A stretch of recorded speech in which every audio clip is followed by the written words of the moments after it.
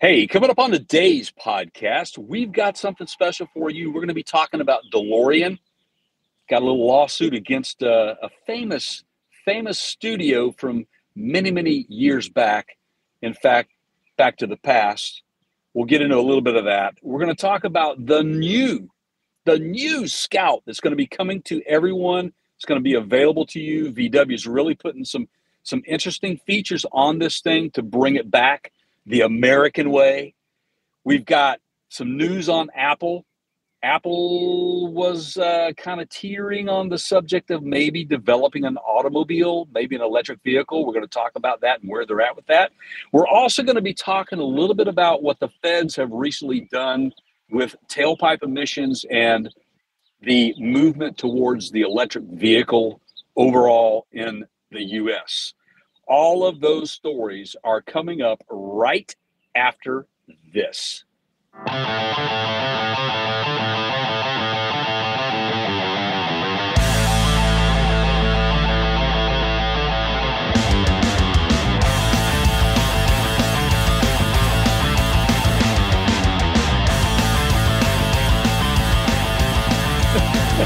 Hey, welcome into the podcast here.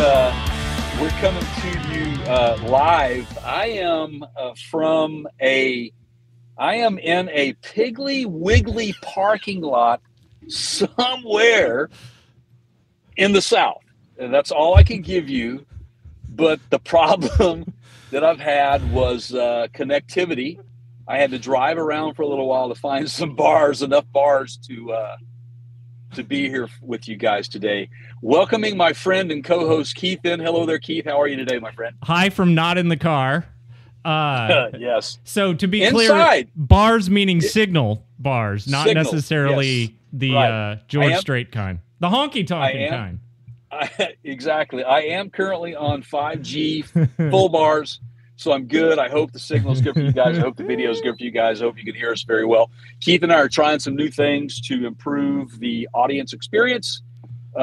Keith has been doing an amazing job with all the technical aspects of what we do, making us better for all of you guys, and we hope you enjoy it. So, how are you doing today, my friend? I'm great, thank you. How are you? I'm good. I'm very warm. It's a lot warmer here than it is where I'm normally at. In fact, we've gotten up to nearly 80 degrees today, so I'm pretty happy about that. I'm in shorts and a t-shirt and flip-flops. So there you go. So, we gotta do a little bit more on. It's good to be back in the South, isn't it? Like, you go right from winter to Magnum PI season. Tomorrow, I think the high tomorrow is supposed to be like 55. Right. So there you go. We got a little front coming through. So there you go. So any of you that are paying close attention can probably figure out I'm somewhere in the blue circle. Right. And okay. So back to what Jay just said, as I forget to put my phone on silent. I think we're streaming this right now, Jay, supposedly to YouTube, Facebook Live, and X or Twitter, depending on, depending on. Appropriately named, by the way, X. I love it. Right. So, I will tell you this: we don't have the comments turned on yet that we can see them. They'll be there. We'll see them later, but we don't have that happening just yet. So that's coming. Right. Yeah. But we wanted to, because we've got some things, as Jay and I have talked about, coming up in future events, future episodes that we needed to. We're testing out some software. So there you go. We're always in the better mode. We're getting better. All right. Mode, right. So as God would have it, the best 5G signal in town is in the parking lot of the Pig. I can't wait for the just random distractions. Well, here's the thing. I need to give a little bit of a disclaimer here real quick, if I may. And that is that where I'm at, I could have an encounter with local law enforcement, wondering what I'm doing. And so I may have to take a quick break for the nice officer and explain what we're doing, and we'll let them know that we're live, and I'll turn the camera to them and show them the shirt. They can say hi. That's all you got to do. Show them the shirt. Yeah. Don't forget to subscribe. Yeah. That's it. Yeah, that's it. So what are you in again? What's your rental car? I am in a 2024 Nissan Murano SL, and it is amazing. I love this vehicle. It's very nice, man. Very roomy, and as you guys know, I think I said this on the last podcast, we're currently in the market for a new vehicle. We've owned our Hyundai Tucson for 14 years. It's a 2010, and it's done us well, but it's starting to have some minor electrical problems, and nobody likes to chase electrical problems, especially on vehicles with so much electronics on it. So we're just kind of going the route of it's time to kind of get a new one. Right. So, plus, we're looking for all-wheel drive as well. So this one's not an all-wheel drive, but it is loaded, and I love the Bluetooth connectivity. I love the connectivity, period, with my phone. It's fantastic. In fact, I probably could have streamed audio through this thing for this, because it's got microphone and speakers, so it would have probably worked. So I feel like Pigpen from the Peanuts gang, Jay. So I don't know if you can see it or not. So one of the nice things about this platform is we have better resolution. Like I can actually see the back seat in that car and out the back window. Yeah. But I've got a green screen effect turned on, and it's like right down here. I can see the haze.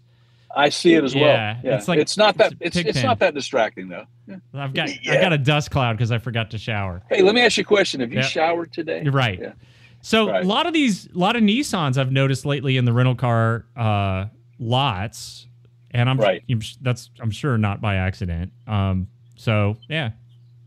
Well, so let me say this. So rental car agencies have become a little bit more lenient into the vehicles that they let go and upgrade, because they're try to be all about customer service and getting you into the vehicle. Right. So I originally reserved a smaller SUV for the price that I got it. And when I got to the counter, they basically told me, well, unfortunately, we don't have that vehicle. We let it go. And that reminds me of a Seinfeld episode where it's, you know how to take the reservations. You just don't know how to hold the reservations. So that's what happened to me. But the staff there were quite nice and said, please go pick whatever you want. And I said, I want to drive a new Nissan Murano. Maybe I'll buy one. So why not test drive one, right? Right. Amen. And I know my signal is a little choppy. I'm assured by the software people that that's only happening. I don't know. It has to be happening on the live stream. But so I can hear the birds, Jay, like out there. That's so cool. Yeah. It's blooming here. Matter of fact, I'm looking at some of the trees in the area. There's a lot of bloomage going on, and thankfully I'm dosed up on my allergy meds. Right. So I made sure of that before I even made the trip out. So there you have it. So anyway, so like Keith said, we're trying a new platform. We're trying to make the experience better. Tell them about what they can expect to see on YouTube now, Keith.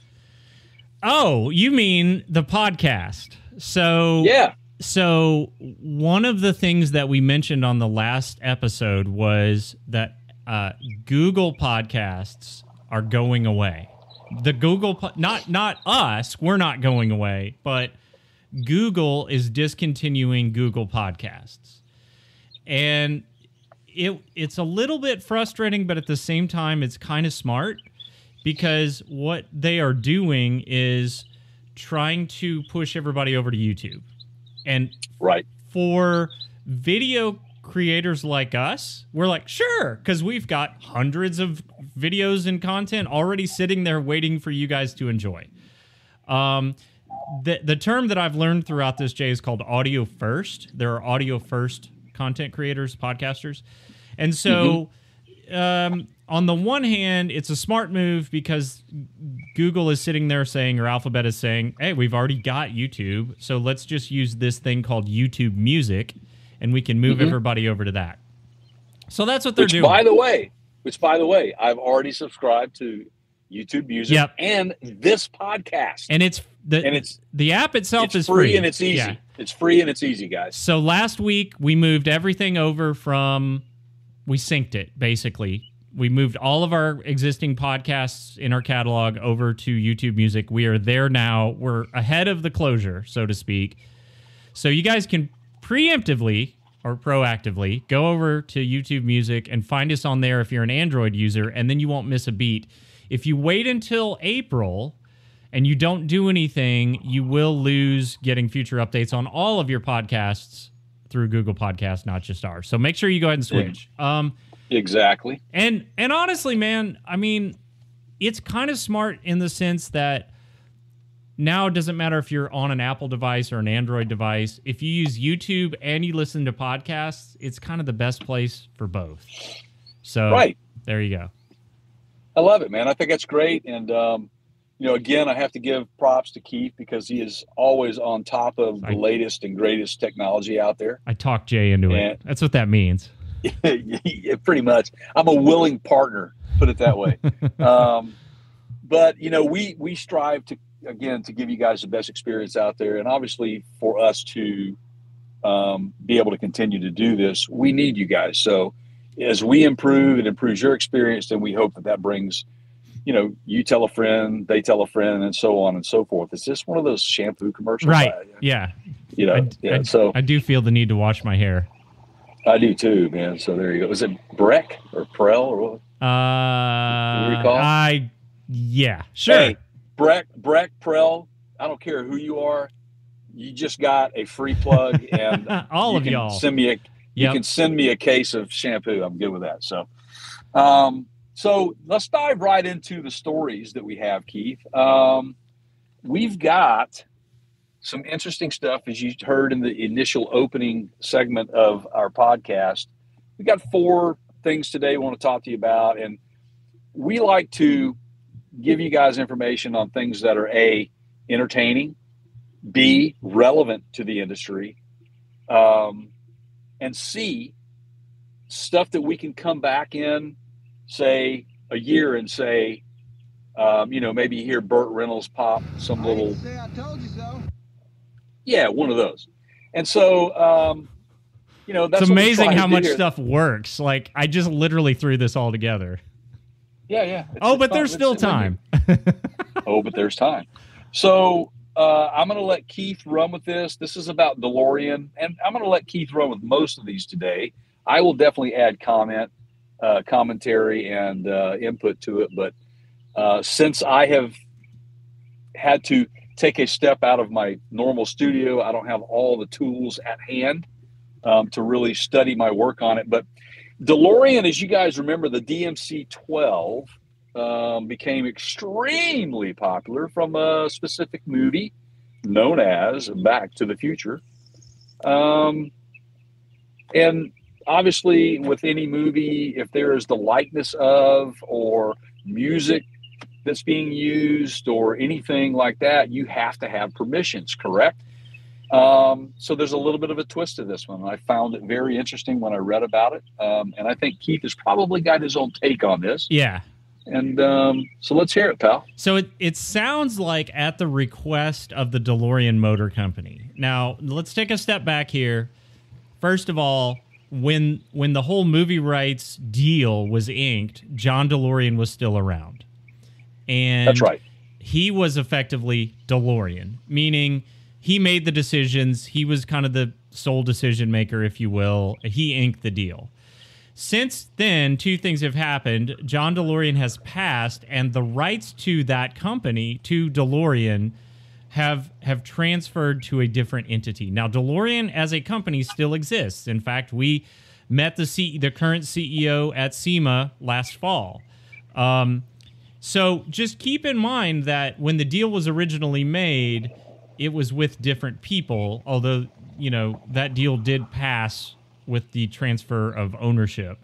So basically it's my understanding of this is the current owners of DeLorean, the current decision makers, are pressing the issue and want to go back to court because of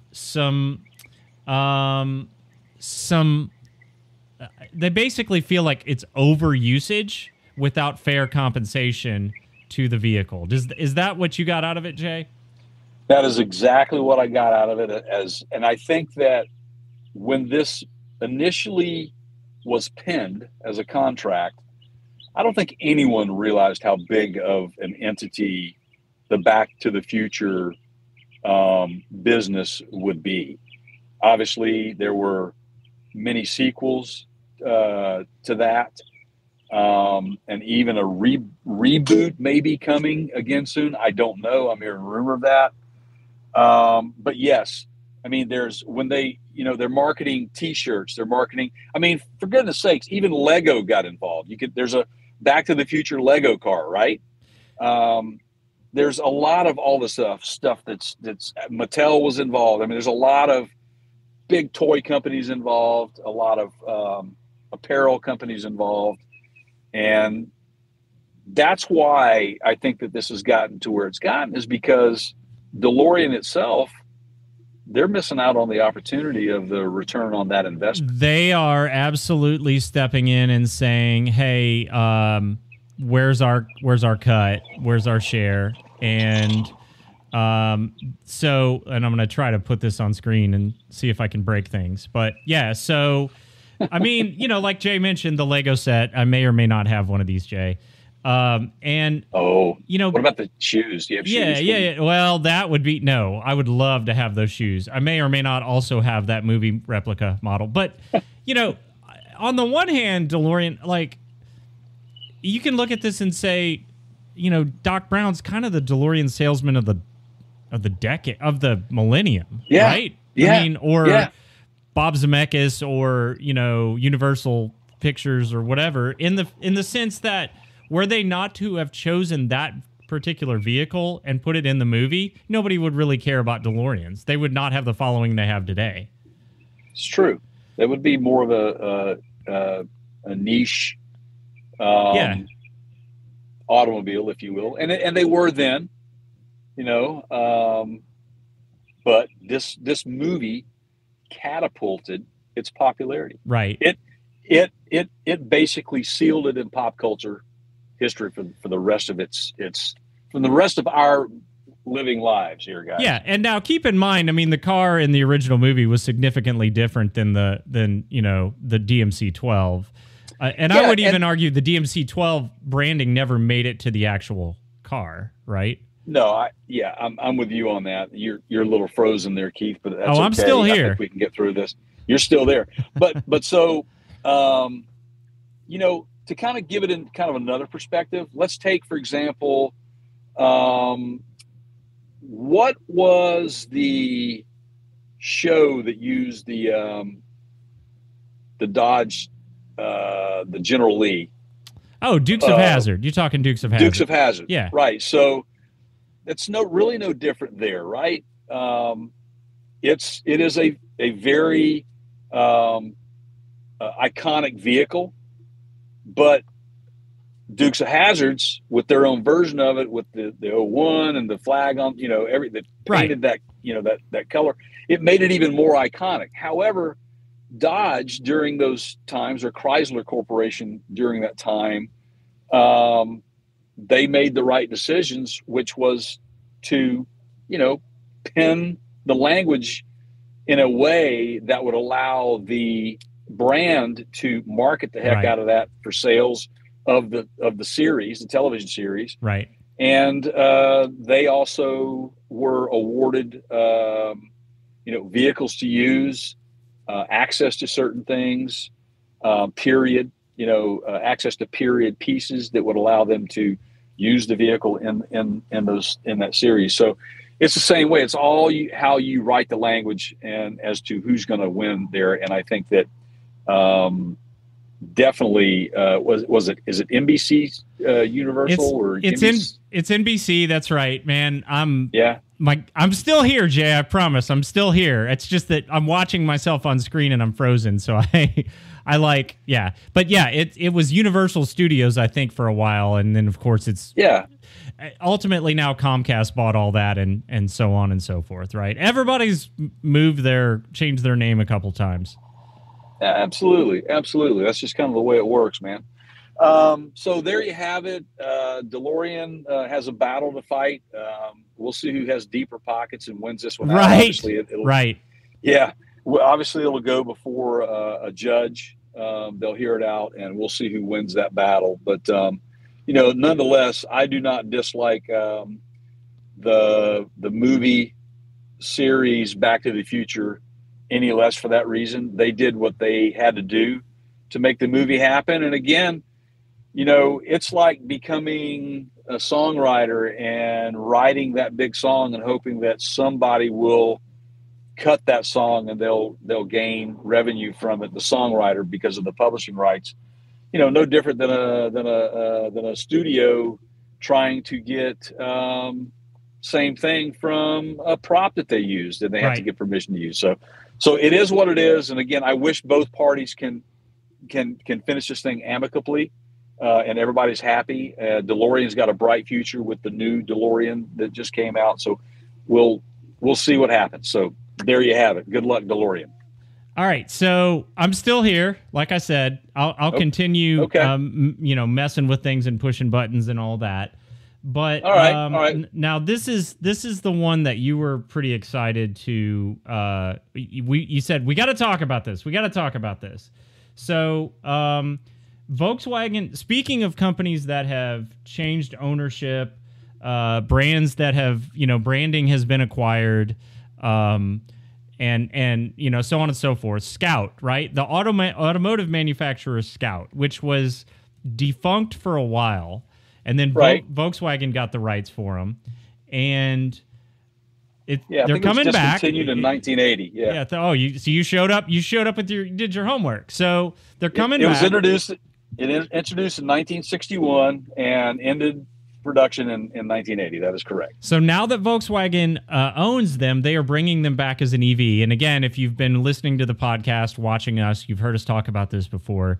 This will not come as a surprise to you. But their Scout is back in the news. Right? Live from the news desk.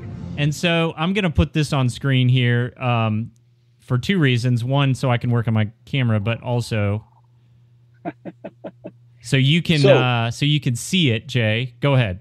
I can. I was about to say you kind of disappeared for a moment. I was gonna run with it. But I do that, man. I'm like Batman. I just disappear. Yeah. Hey, would you please get off the buttons back there, man? I think we're good. Just stay right where you're at. So, and where you want me to go with this? You want me to start us off? Well, yeah. So what's the new news? Yeah, it's the N word, Jay, not that N word, the news word. First of all, live. First of all, VW has done this very well. They realized how much of an icon the Scout brand was to us here in the U.S., right?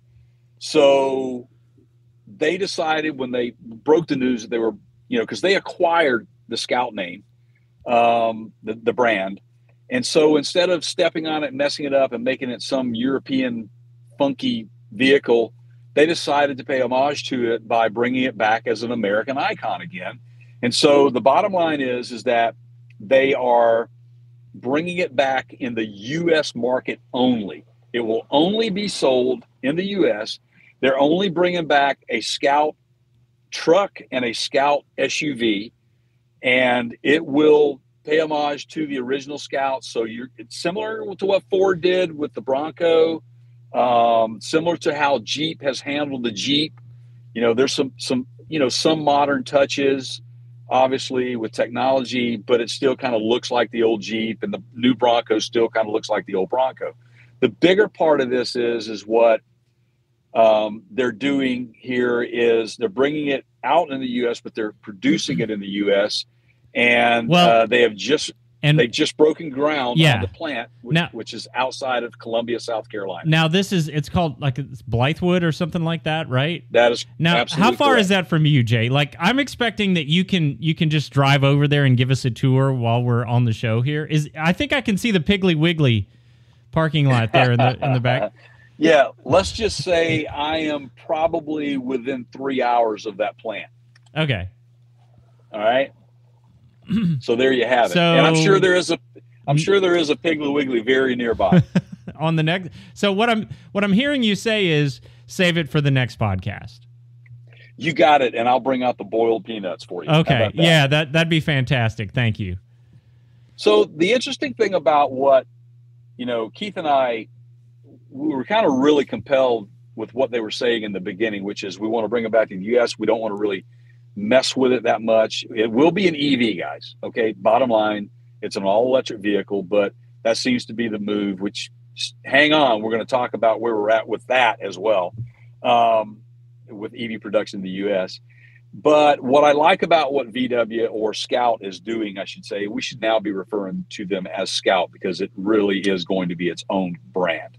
And they have decided to, while we are in the midst of probably one of the biggest technological ages and growth spurts in the history of the world at any given time, they have everything at their fingertips that they could put in this thing electronically, technology, right? But they've chosen to go mechanical on a lot of the features. They're going to have standard roll-up windows. Things in a vehicle that you need if you're off-roading correct, right? So if you're off-roading correctly, the last thing you want to do is worry about an electric motor to lower the window in the vehicle if you got to reach out and, get out of the vehicle, So mechanical is good on many levels. Where they go with that, they just say that they don't want to make it like some sort of EV blob. That's not what they're focusing on. They're focusing on the off-road experience, which is going to be an electric vehicle that is totally capable of an off-road environment. And most modern cars rely on touch screens and certain things to navigate. While you will have some of that technology in there, it will not be just a complete overloaded vehicle with technology. So on the one hand, that's a good thing. Not yet another EV, right? Meaning like just not another Tesla competitor, But on the other hand, the more I'm listening to you describe this, there's an obvious company that's in direct competition with them, right? Absolutely, there is. Rivian. Absolutely, there is. So because those concepts, those core criteria are also common in Rivian's platform. Many of them, not all of them, many of them.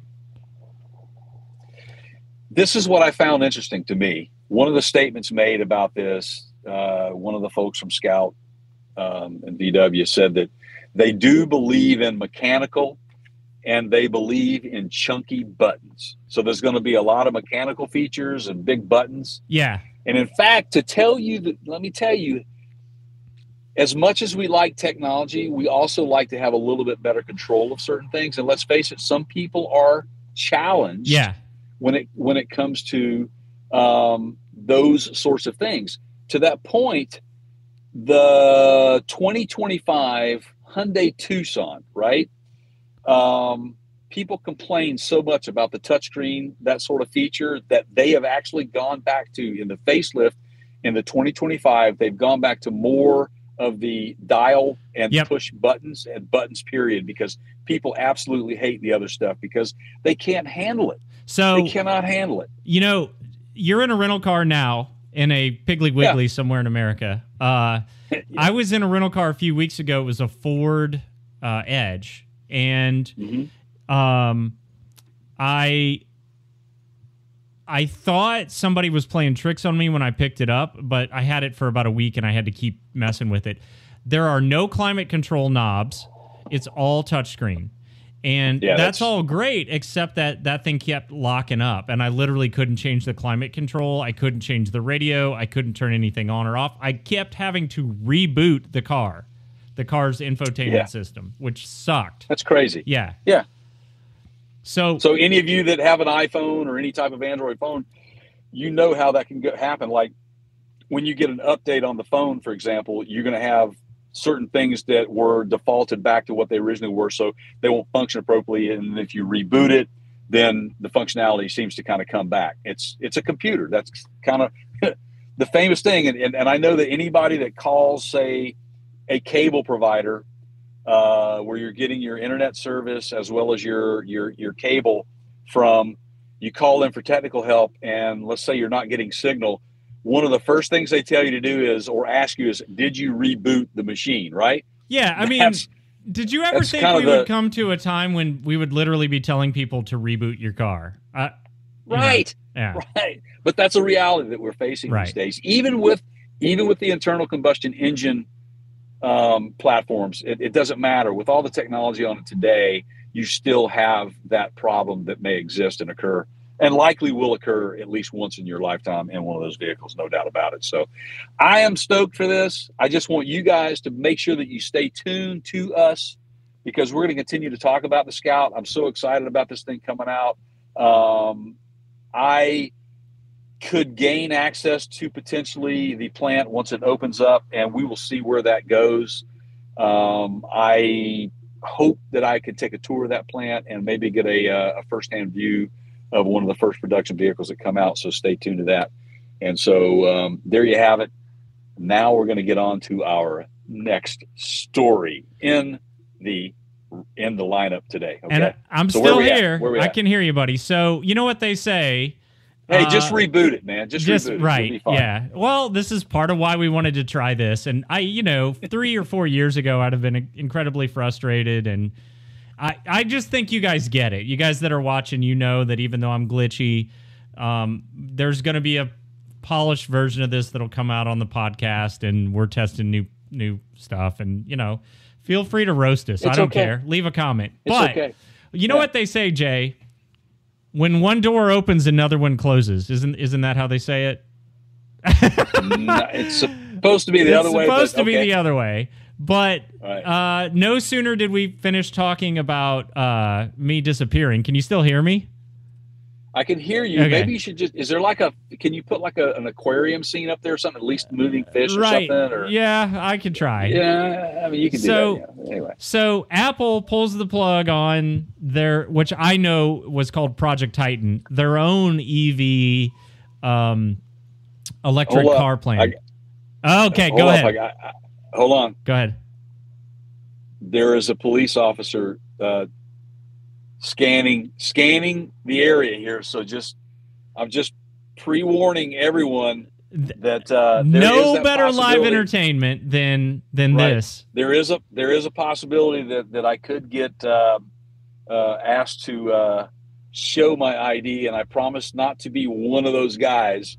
I will gladly hand over my ID and let them know that we're podcasting live, and ask them if they would like to be on, and I'll be more than happy to. And I can turn the camera over to them. I can mute you while you do all that, so that's fine. Yeah, just let you know. Heads up. So word has it, as Jay is scanning with one eye the popo. Apple is canceling a decades-long effort to build their electric car again. I think they internally referred to that as Project Titan. And they have about 2,000 employees that are going to be displaced. Now, this is kind of hearsay, meaning Apple didn't officially make a public statement, but they shared their COO, Jeff Williams, made some indirect comments about it. I think they were internal comments. It was kind of an abrupt and surprising comment that was made. And from what I understood, what'd you say, 2,000 employees could be affected? Ballpark, yeah. Roughly. And some of those employees are not necessarily Apple employees. They're more of the automotive industry guys and gals. So they may be struggling to get reassigned to something. I think they're going to be working through some of that to get those, so that they can gain, some other employment with Apple. That remains to be seen. So, so they're going all in on AI. They're going to focus solely on AI, is what I'm understanding. Keith, is that what you're understanding as well? Yeah, I mean, well, they've got no other choice, right? I mean, What I'm saying is, yeah. Yeah, but let's face it. I think there's more to this than what we're hearing. I personally think I know the real reason why they've decided at this time to do this. Let's hear it. Okay. We all are aware of the recent announcement of Ford, GM, and a lot of the other manufacturers out there that have scaled back on their investments into the world of electric vehicles because of the costs that are involved, as well as the fact that the market has gotten so saturated that I think that Apple realizes that, hey, you know, we're a tech company. We're not really an automotive company. It's going to take some hoop jumping to get one out there. We need to focus on what we do the best. And what is that? That's making things that people VR headsets. Made. Yes. Yeah. You've turned into me. See, you could do this show without me. Yep. I'm with you, man. I'm rapidly changing camera settings over here, and at least this time it froze on, you know, a version of me that it doesn't have my mouth hanging open and, you know, some awkward pose. Right. I mean, this has got to be like just hilarious to people that are watching. I mean, it's just welcome to our world that we, these are some of the behind the scene things that you guys never see because we're usually tweaking these things and making the product that you see at the end of the day, you know, completely polished. But, you know, we're trying new stuff and we want to go live for you guys more so than anything. And so we gotta go through these. So thank you for watching our live growing pains. There you go. Well, and we sort of knew this, or at least I knew this could happen and figured, you know, I would rather, let's see what happens. Let's let it happen now versus, you know, me being at an expo or whatever. If you don't want to see all this stuff going on, then in about a week, you'll hear the podcast. It'll be an audio version only, and you can go back and revisit it and stuff. So there you have it. You know, we were talking about Apple, like you said, with the VR headsets, Keith, and it's like, you know, I don't know what's going on with those guys, but it's so weird for me right now. They used to be the leader in the industry when it came to, you know, new technology. It's just that they haven't brought anything to the table to me that is like groundbreaking technology as of late. Insanely great. There hasn't been anything insanely great in a very, very long time. That's right. It's weird. And I don't know what's going on at Apple, and I wish them well because I'm a big fan of Apple, have been for a long time. I still own many of their products. In fact, I am, you know, podcasting live from my iPhone at the moment, right? From a Piggly Wiggly parking lot in an undisclosed location. So there you have it. You know, Apple don't know no different if it's a Piggly Wiggly or if it's a. It looks good, man. You know? It looks really good. Yeah. So you can still hear me, right? Absolutely can hear you, man. I'm gonna unplug and replug my camera, and we're gonna see if that fixes it. That's fine. The problem with the guy being in the host chair is I can't reboot the whole thing, or I'll lose you guys. But so the bottom. Go. So I was just going to give the storyline. I mean, basically, the story is that Apple is canceling a decade-long effort to build an electric car, according to the people with knowledge of the matter. They're abandoning one of the most ambitious projects in history of the company, it says, right? So the two executives told staffers at that the project will begin winding down and that many of the employees on the team working on the car, known as the Special Projects Group or SPG, will be shifted to the Artificial Intelligence Division under Executive John Gianandrea. Give me kudos on that one. I think I pulled that one off. Those employees will focus on generative AI projects, which is an increasingly key priority for the company. Totally makes sense. Our level of AI technology has grown exponentially just in the last 2 years, and for Apple not to be at the leading and cutting edge of that blows my mind, and now they are really, really hopping in. They've got to do something different because the VR headset and of course they don't like to call it VR, that's augmented reality for them. They don't spatial computing. So this kind of goes hand in hand with that. I think that when they released that, they thought that they were releasing a home run, and I think they quickly realized what a dud it was out of the chute. So now they're shifting gears a little bit. Let's take those resources away from trying to create a vehicle that we're not going to be good at, And then there you go, pal. You're moving now. Look at you. We're just two lost souls swimming in a fishbowl year after year. Pink Floyd, right? Yeah. Anyway, wish you were here, guys. But there you have it. Good luck, Apple. Do you have anything else you want to say on that subject matter, Keith? No. Yeah, no, I'm done. Go ahead. You did right great. On. Way to pull the wagon, Jay, for like the second consecutive week. That's quite all right, sir. That's what I'm here for.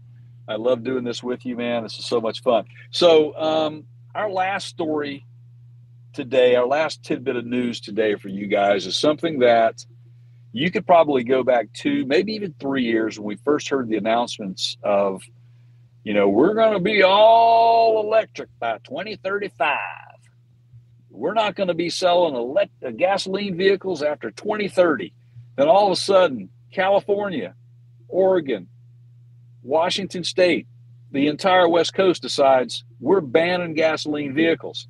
Now, what did I say, Keith?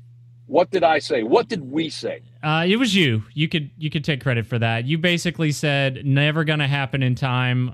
No way it's going to ever get pulled off in the time frame that they've set. Nope, can't happen. We are too reliant upon the internal combustion engine on so many levels that it is absolutely impossible to do that in that amount of time. Now, what is possible is to continue to grow the EV industry and the market and really market it for what it is. And it is an alternative form and mode of transportation in certain specific environments. Everything is purpose-built. A tractor, a combine, a boat, those are purpose-built vehicles. A four-wheel drive, big F-250, F-350 diesel truck, those are purpose-built vehicles. You can't replace those with the technology that we have today. So they've made strides with the technology, the EV technology, but we are not there yet. Infrastructurally, we are not there yet. Also, the cost of doing business in the EV world, there are a lot of manufacturers out there, like, I'm going to say it, Nissan said it, Toyota said it. They all said that we can't do this. Stellantis came out and said, we can't do this. The cost is too high to transition completely all over to EVs. We can't do it. That is what's happening. So could you please, for me, Keith, right now, bring in my good friend Bert, and let's have this conversation one more time. I told you so. So I will tell you this, and this is not a political statement. I promise it isn't. It's just a commentary on factual occurrences. Historically, the relaxing of emissions is typically done under a Republican administration in the United States. And it's interesting to me that this is happening under a Democratic president and cabinet and administration. And I understand you guys, like, Congress is it's not just the president, it's Congress and all that. Although, it's the EPA, and basically that the president, whoever's the president, kind of has his finger on whoever's the chair of the EPA at that time. So I would argue that it is still a little bit worthy of observation that this is happening in a little bit of an unusual manner. And like Jay said, it's not a bad thing. It's just interesting. So yeah, there you go. Right. So the bottom line is what the EPA has done, the U.S. period. The current administration has decided to soften tailpipe rules, basically the emission rules, to slow transition of EV, the EV transition through 2030. Why is that? Well, so that all of the manufacturers, the auto manufacturers, can take a deep breath, because the cost of manufacturing these things, and with the recent UAW strike, and I'm hoping I'm not rubbing anybody wrong here, but the bottom line is that you are basically pricing yourselves out of a job. Yeah. And Ford just recently said, we're not going to make these things in the U.S. because they can't afford to. Well, and then add to that, Cummins and their lawsuit, and Volkswagen and their numerous lawsuits and all the sort of gaming of the environmental onboard systems, the exhaust systems, and they were backed into a corner and they cheated because they didn't really have a lot of other choices. And I'm not defending the cheating. I'm just saying they can't. Like, we've heard so many people in the industry, in the automotive industry, say you don't want politicians leading the charge because they don't understand what it takes to get things done. They don't understand how to build an internal combustion engine or an EV. You need to have that happen from your R&D departments, your builders, your innovators, right? Like, basically because the government said it had to happen is not always the best way to move forward. Right. Every single person on any advisory committee, when it comes to any specific area of commerce in our country, those people should be drawn from those industries. Every single person sitting on any advisory committee. And I'm quite certain that some of these advisory committees didn't have enough of those folks on them when they were talking about it, or they were overridden when choices were made, or they're buying votes. I don't know what's going on. Keith and I try to stay out of the politics of it, but they drew us into this one because we knew when they said that they were going to push us towards EVs by this time that it wasn't going to be. Right. You can't do it. Right. We are still struggling to create a charging infrastructure in this country. I mean, we can't fill potholes fast enough in this country. So the bottom line is what you have is exactly what we told you was going to happen, which is I guarantee you they will back off, just like they backed off of flex fuel applications when they said that everything was going to be running on flex fuel. What happened there, guys? What happened? I'm just saying. Told you so. Yeah, Bert, I love you, man. Smokey and the Bandit. So there you have it, guys. For those of you who may have thought, and I know many of you knew it as well, especially of those colleagues and friends of ours, our close friends in the automotive industry. We've had close and long conversations with them about it. We're all on the same page. We talk a lot about EVs simply because that's been the trend lately, and we'll continue to talk about EVs because I personally do feel that it is a viable mode of transportation in specific situations, period. They're great commuters, I think. For now, they could become an overwhelmingly good choice for long trips at some point. But we shall see. We still have our struggles. The bottom line is that you are not going to be able to take away the internal combustion engine, I don't think, in my lifetime. And I'm hoping that I have a good 30 years ahead of me and maybe longer. If I don't, oh well. But I'm going to say that my children will probably not see it in their lifetime. Jay, I think you'll still have an internal combustion engine will have to be produced for us to continue to conduct commerce in this country. This is one of these where I wish I knew how to add a marker because I would mark that comment and we'd refer to it like just repeatedly. Yeah. Well, I can't hear Bert enough, man. You know what I'm saying? Right. I mean, that's just how it feels to me. Oh, I love it, man. I feel like I want to go get a Coors right now.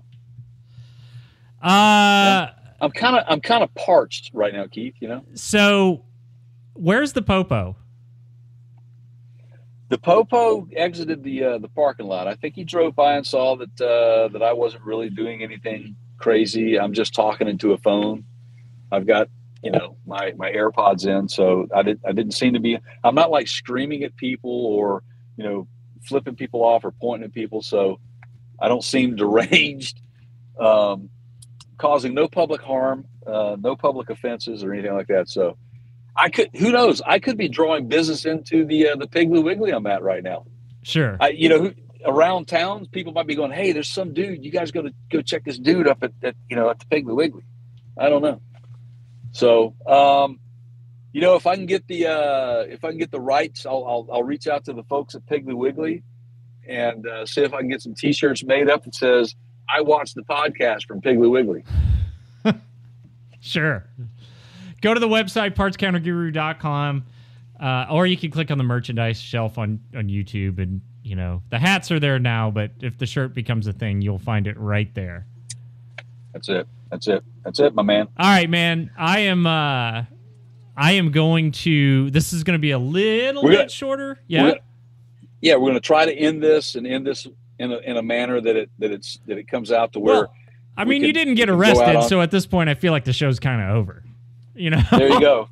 So I'd like to say, thank you, Keith, for doing all this work and getting us to this point with this new platform that we're using. I'm looking forward to using it again, especially from shows that we are bringing you guys like SEMA, Electrify Expo, the Overlanding Expo, whatever, any RV thing that event that Keith may be at or I may be at any time. So keep hanging in there with us, guys. We're going to keep improving on it. So thank you guys for joining us this afternoon. We really appreciate it. And I guess, this thing will be out on audio in a week or so. So yeah, or you can be on the lookout for watch Keith. Me glitch in the live stream like now, just through a replay. Yeah, that's true. Whatever. It's true. You can replay it, whatever you want to do. Man. Yeah. So there you have it. All right, everybody. I'm going to let you take us out. You know what to do. Jay, tell your pops hi. I will do that, man. He learned me a lot this week so far. And tell him that we got to get his internet working so he can be on the next time you're around. A week and a half, he'll have it. So there you go. And who knows, by then I may be less glitchy. So, okay. In the spirit of learning to be flexible, I got a quote from Bruce Lee. Notice that the stiffest tree is most easily cracked, while the bamboo or willow survives by bending with the wind. I like that. All right, you guys. So if you're watching this stream, either live or in a replay, and you've put up with the bad feed this far, thank you for watching. I'm going to bend my way on out of here. It's Jay over there. Over there. Yeah, I'm gonna bend my way out, but I need to ask you: do I need to stay in this until you tell me to get out? Or nah, you can. You want me to kick you out on in real time? That's it, everybody. Thank you guys for watching. We'll catch you on the next one. See you guys. Take care, man. Peace. Thanks for watching.